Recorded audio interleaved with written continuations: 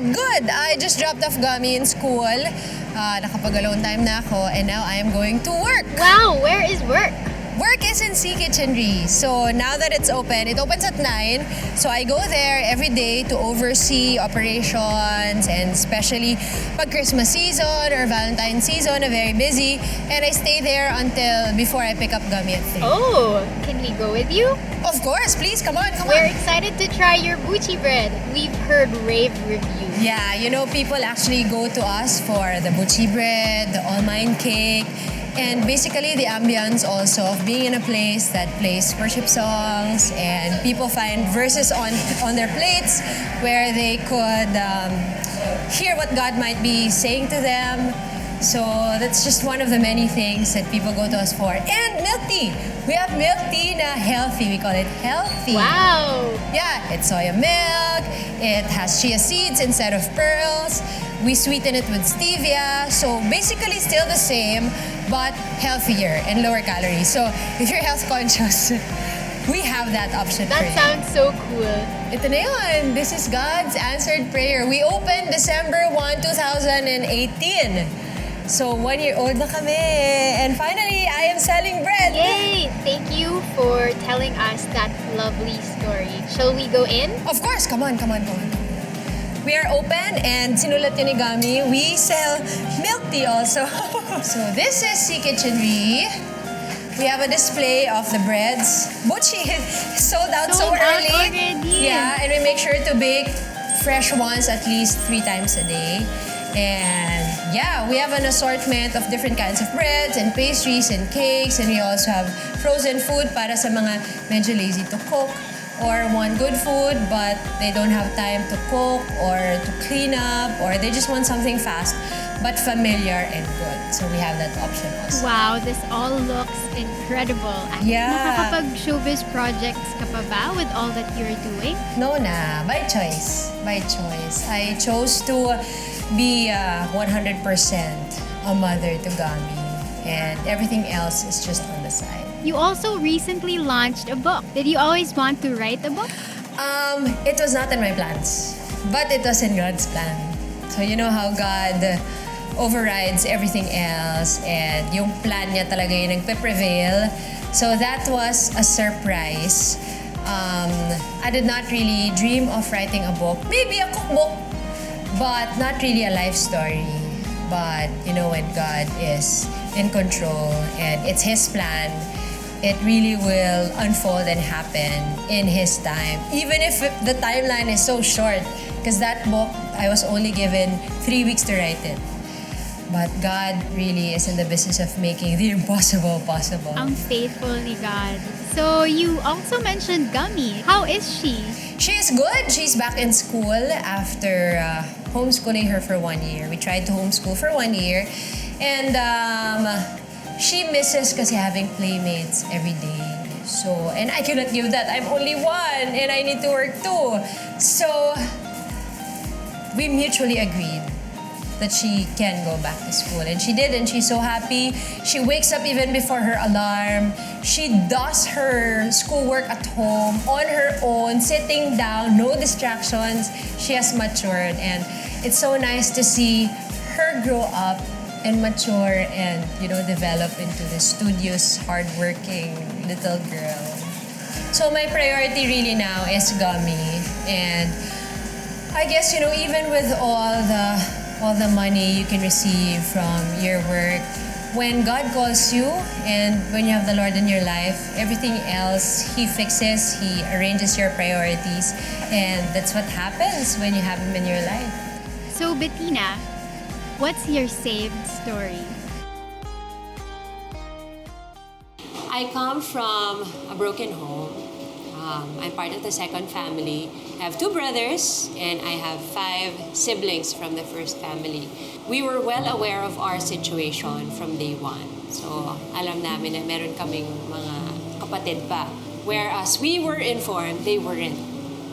So for the most part of my growing up years, very controlled lahat ng movement namin.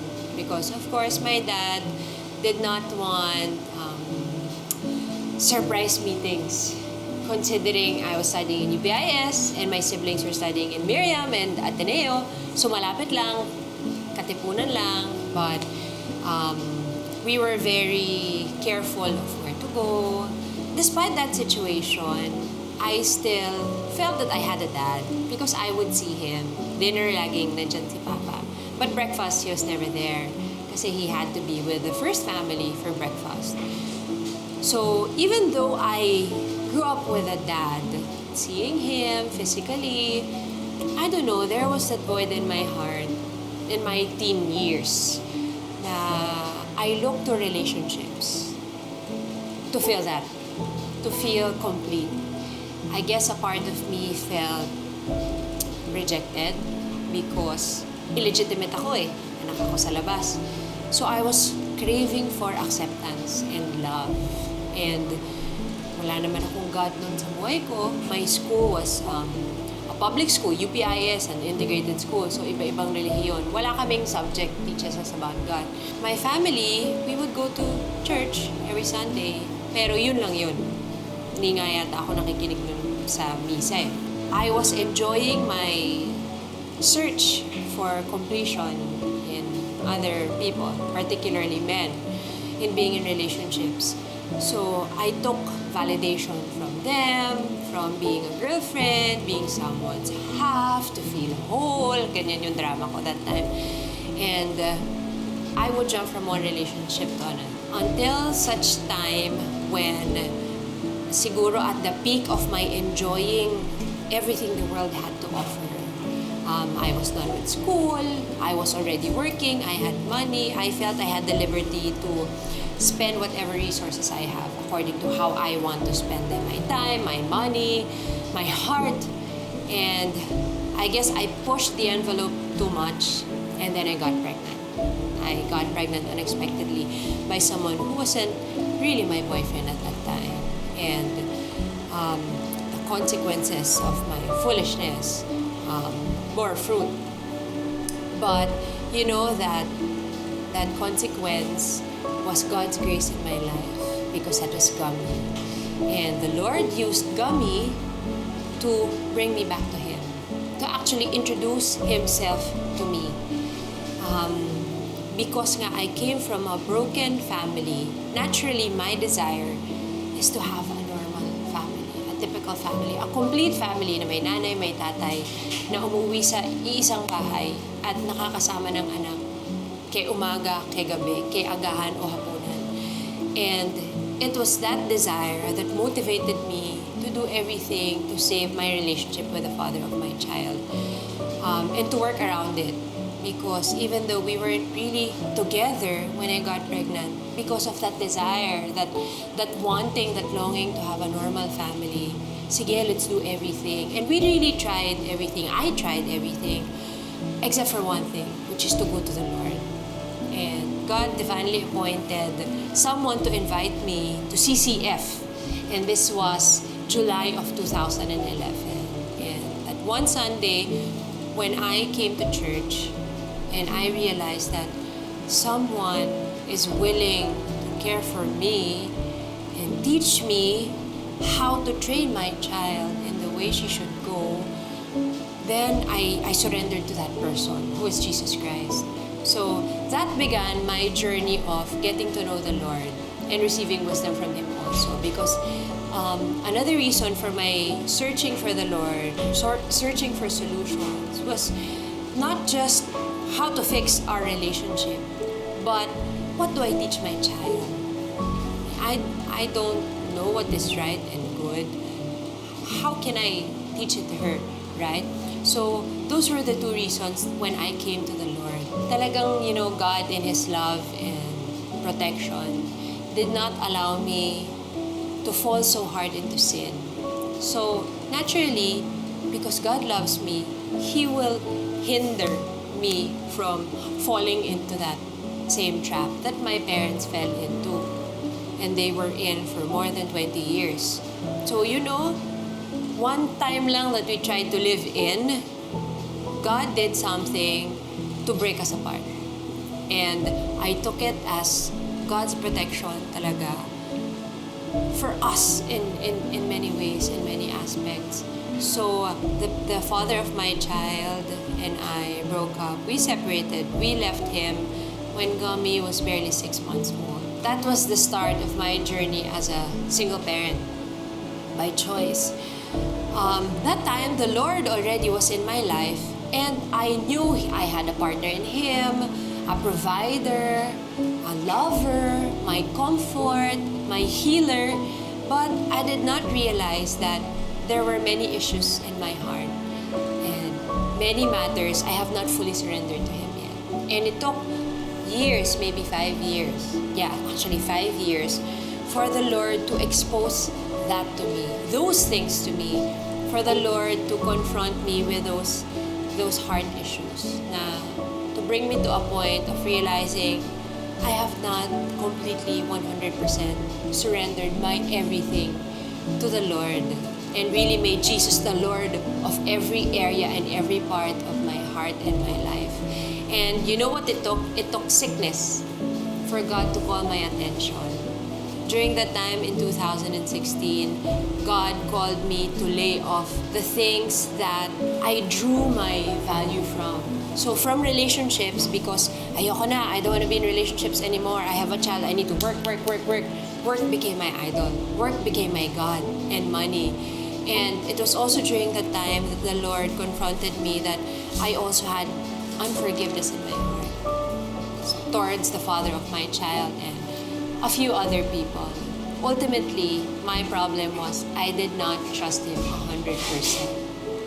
I did not trust the Lord 100%. So when He brought me to that point through causing me to fall sick, fall ill, because otherwise, hindi naman ako titigil and I will not be like a child na time out ka muna. Think about your ways that you are destroying yourself. I didn't realize that God wanted to fully take care of Gummy and I, but I was so striving to be mother and father when really I am just a mother and God is both our father. He's my partner and He is Gummy's father, her perfect father. Only when I realized that did I really surrender everything to Him and renewed my commitment to Him as a follower of Christ. That was December 4, 2016. God knows talaga if our surrender is full and complete. You know that day when I woke up that was baptism day, I woke up in tears because I have never felt so loved my whole life, so safe, so sure, so secure until that day. And I realized lahat ng puwang sa puso ko napunan ni Kristo. He will make sure that the glory really will belong to Him, will go to Him, because there was nothing in this world, no person, nothing I tried ever filled that void, that gap, that lack in my heart until I really gave all of that to Him. And that was 2016, December. Gummy and I experienced so many blessings, so many tangible evidences of God's faithfulness in our lives. Of course, I'm not gonna credit that, because I gave this to the Lord, He blessed us. No, the biggest blessing was God Himself, and everything else were just bonuses. And God made sure to give those to us, those favors to us, knowing that it was not in my power, in my hard work that we are receiving that, but because purely of His love and of His grace. I am Bettinna Carlos. This is my saved story. What's yours?